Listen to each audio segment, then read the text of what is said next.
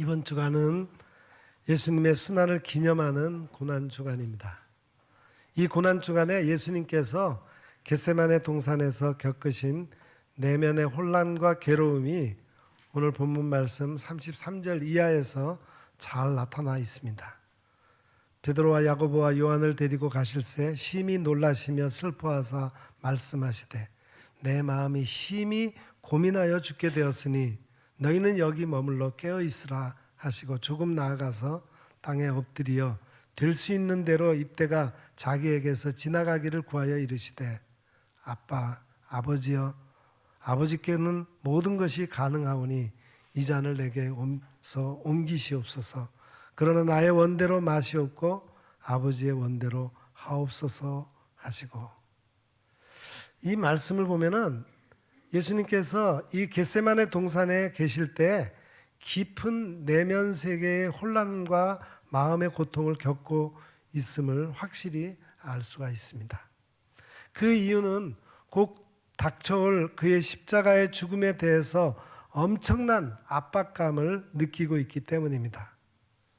예수님은 곧 닥쳐올 체포와 및 이어진 그의 십자가의 죽음이 얼마나 크고 거칠고 무거운 것인지를 그가 그 동산에 들어와 머물 때에 온몸으로 느끼며 깨닫게 되었기 때문입니다. 예수님께서 고난을 받으시고 죽음에 이르신 순환주간이 시작이 되었습니다. 피할 수 없는 인간의 일이 죽음이므로 이 주간에 우리도 죽음에 관해서 깊이 생각해 보아야 하겠습니다. 죽음은 나에게 어떤 모양으로 다가올 것인가? 늙고 병든 육신을 덮치는 방식으로 내게 서서히 한 걸음씩 다가올 것인가? 아니면 갑작스러운 사고로 순식간에 나를 붙들어 버릴 것인가?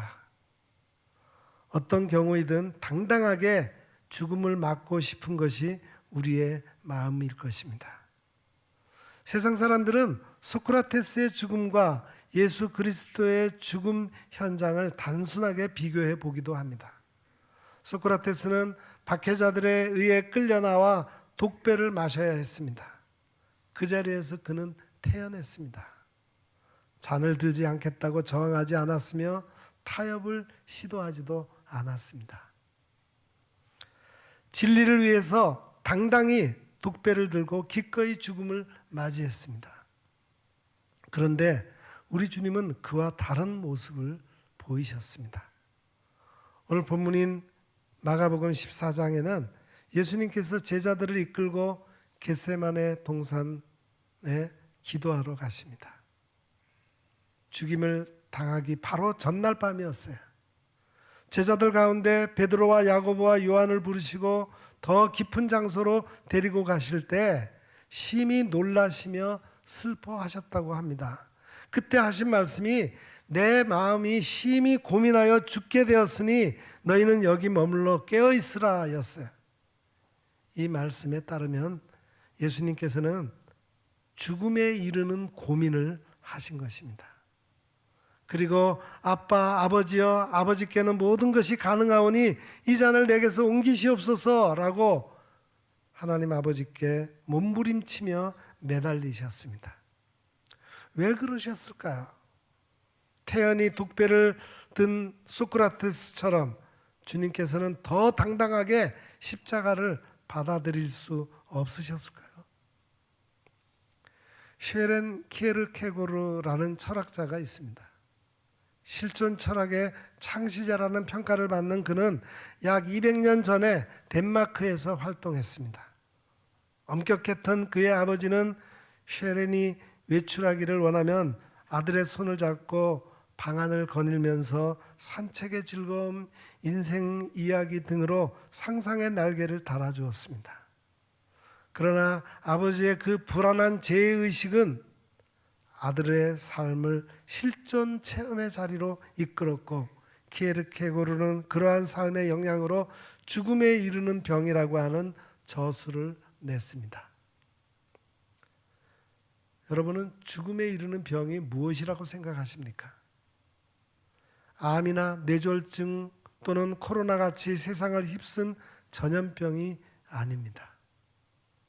심지어 죽음 자체도 죽음에 이르는 병이 아닙니다. 주님은 이미 죽은 나사로를 살리셨기에 주님이 계시는 한 그것은 역시 병이 아닙니다.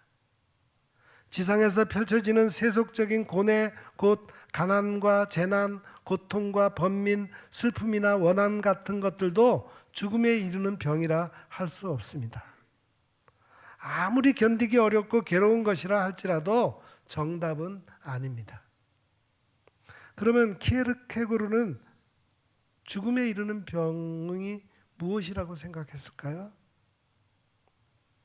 그는 그것이 절망이라고 했습니다.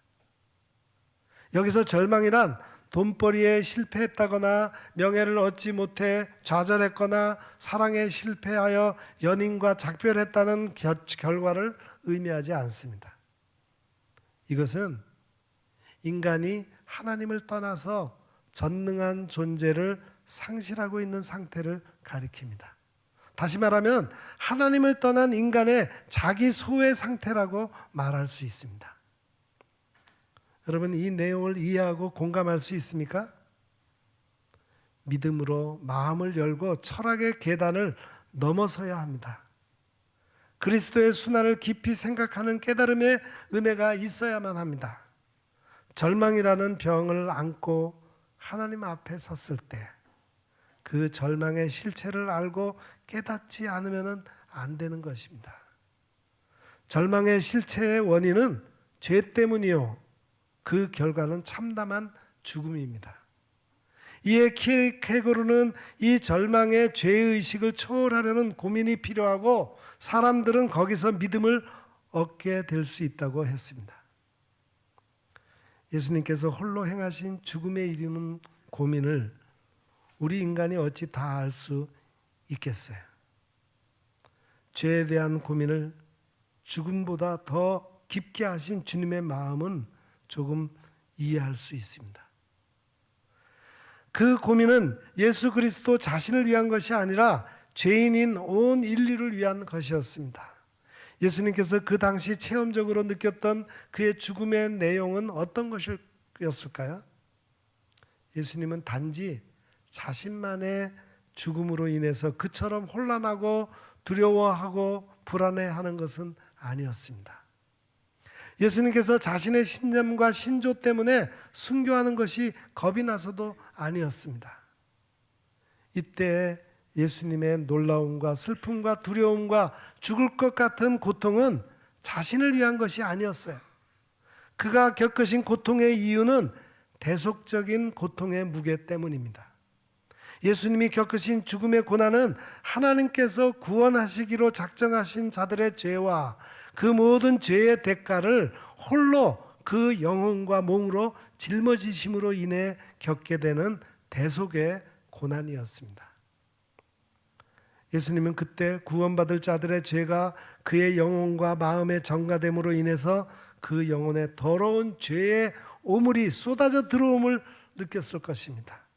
그때 예수님은 죄가 필연적으로 가져오는 온갖 저주도 그의 영혼과 몸에 들어붙는 것을 경험했을 것입니다.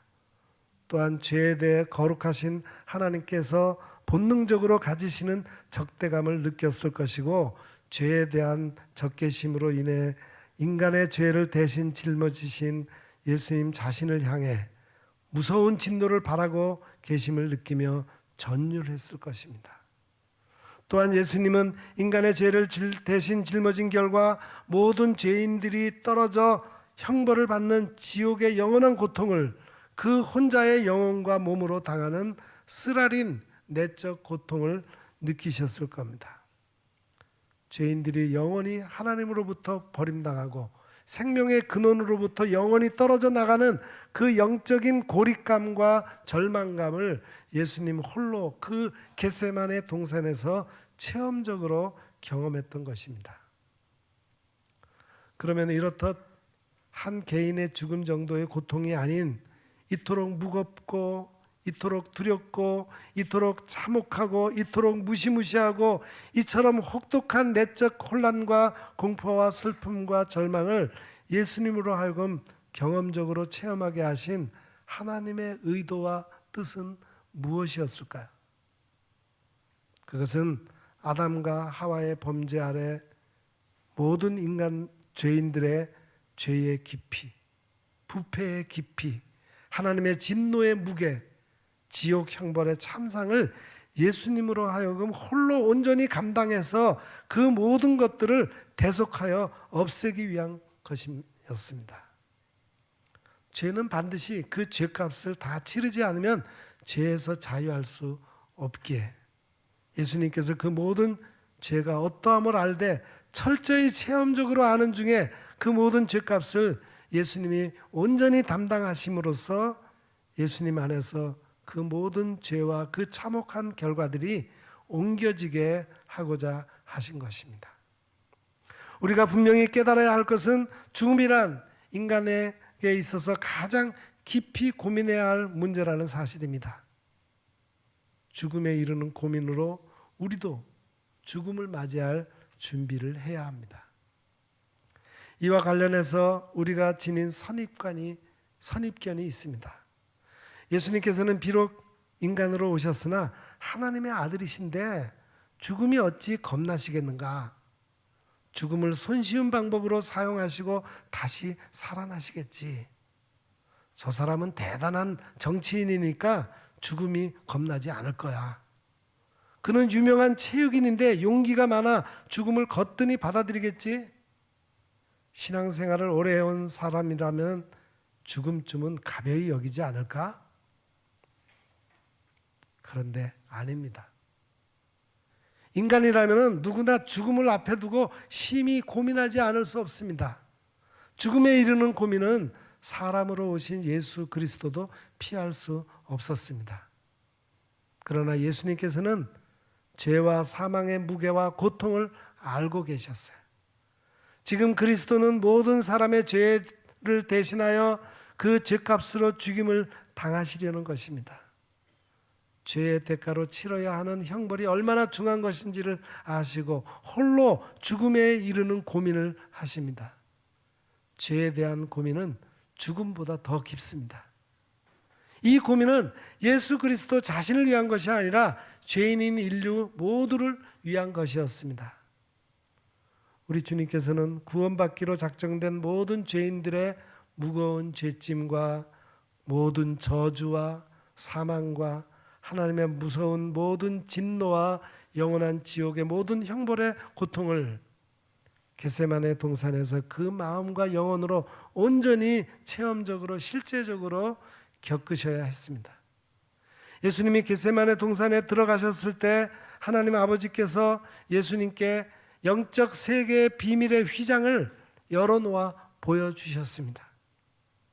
그래서 예수님께서 그토록 두렵고 떨리면서 금방이라도 죽을 것 같은 숨막히는 괴로움에 사로잡혀서 제자들에게 자기 심경을 밝히면서 자기를 위해 어서 기도해달라고 절박하게 부탁하셨던 것입니다. 그리고 예수님도 땅에 엎드렸고 얼굴을 흙에 파묻으시면서 간절히 기도하기 시작했습니다. 아빠, 아버지여, 아버지께는 모든 것이 가능하오니 이 잔을 내게서 옮기시옵소서. 그가 손에 들고 마셔야 하는 잔은 너무 붉고 너무 진하고 너무 쓰고 너무 독해서 도저히 마실 수 없을 것만 같았습니다. 그래서 예수님은 하나님 아버지께 간절히 매달리기를 하나님은 모든 것이 가능하므로 그 잔을 옮겨달라고, 그 잔을 마시지 않고도 택한 자들의 구원을 베풀어 줄 수 있지 않겠느냐면서 매달렸던 것입니다.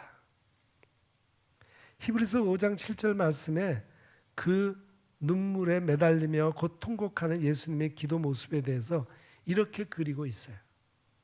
그는 육체에 계실 때 자기를 죽음에서 능히 구원하실 이에게 심한 통곡과 눈물로 간구와 소원을 올렸고 그의 경건하심으로 말미암아 들으심을 얻었느니라.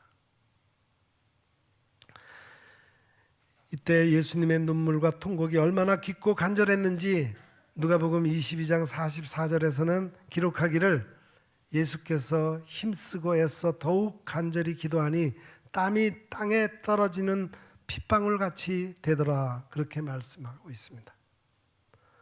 두렵고 떨리면서 놀라심으로 인하여 그 내면의 큰 혼란과 괴로움이 얼마나 컸으면 예수님께서 이토록 간절히 기도하고 또 기도하셨을까요? 예수님의 영혼이 도저히 감당할 수 없는 그 죄악의 짙은 농도와 저주와 하나님의 진노와 영원한 지옥불의 고통이 예수님의 영혼과 마음을 집어삼키며 달려들므로 예수님께서도 피할 수만 있다면 피하려고 그렇게 몸부림친 것을 알 수 있습니다. 우리가 목욕탕에 가면은 그 속에 사우나실의 문을 열고 들어가려고 할 때 종종 그 안에서부터 뜨거운 열기와 짙은 수증기가 뿜어져 나오면서 갑자기 숨이 턱 막히고 열기가 얼굴을 덮치므로 저절로 움찔하여 도망치듯 물러서서 감히 들어갈 엄두를 내지 못하고 있지는 않습니까? 그렇듯이 우리 예수님도 그렇게 계시의 문을 열고 자기가 짊어져야 하는 죄인들의 죄와 저주와 진노와 지옥의 형벌이 너무 크고 무겁고 많고 참혹하기에 힘겨워하면서 하나님 앞에서 영원히 신음하고 씨름하고 있었던 것입니다. 그러나 그 모든 무섭도록 지난 죄와 죄의 결과들은 반드시 값을 대신 치르는 자가 있어야만 죄인들이 살게 되고 회복하게 되고 의롭게 되고 생명을 얻게 됨을 너무나도 잘 알기에 예수님은 하나님께 그 십자가의 쓴 잔을 마실 수 있게 해달라고 하나님께 눈물로 기도하기 시작하십니다. 이 죽음에 대한 위대한 고민은 하나님 아버지의 뜻에 순종하는 것으로 마치게 됩니다. 그러나 나의 원대로 마시옵고 아버지의 원대로 하옵소서. 그리스도께서 드린 순종의 기도를 생각해 보십시오. 우리를 내내 괴롭히고 있던 죄와 병과 고민과 죽음도 아버지의 뜻에 순종함으로써 모두 해결될 수 있습니다. 순환주간이 왔습니다. 예수님께서 인간의 몸을 입으시고 세상에 오셔서 죽음에 이르는 고민을 하신 시간이 찾아온 것입니다. 이 기간에 우리도 죽음에 대해 심각하게 고민해야 합니다. 죽을 때가 되어 죽으면 그만이지 무슨 고민을 해야 하나, 이런 생각을 하는 것은 성도의 올바른 자세가 아닙니다. 죽음은 아무에게나 우연히 닥쳐오는 것이 아닙니다. 생명의 주인께서 어느 때 어떤 모습으로 우리를 부르실는지 알 수 없습니다. 그러므로 두려움이 없고 추하지 않게 죽음을 준비하기 위해 고민하며 기도해야 합니다. 죽으면 그만이 아닙니다. 하나님 나라의 백성으로 영원히 사는 일이 그때부터 시작되는 것이니까요. 이 얼마나 고민하며 준비해야 할 일입니까? 다음으로 죄에 대해서 죽을 정도로 고민해야 합니다. 죄를 소홀히 여기는 사람들이 갈수록 많아지고 있습니다. 죄를 지으면서도 전혀 부끄러움 없이 철면피 같은 얼굴로 자기 주장만 계속하는 사람들이 있습니다. 그래서는 안 됩니다. 죄는 우리를 절망으로 이끕니다. 절망은 죽음에 이르는 병입니다. 죄를 용서받고 죄를 그치지 않으면 인간을 뒤덮은 절망은 절대로 없어지지 않습니다. 예수님께서는 이 죄 때문에 우리를 대신하여 죽으시고 죄 사함을 얻게 하려 언약의 피를 흘려주셨건만 우리는 여전히 죄에 대해서 무감각하고 있습니다. 죄 없으신 예수님께서 죄 때문에 죽음에 이르는 고민을 하시는데 정작 죄로 얼룩진 우리는 얼마나 고민을 했습니까? 고작 예배 시간에 드린 참회의 기도뿐 아닙니까?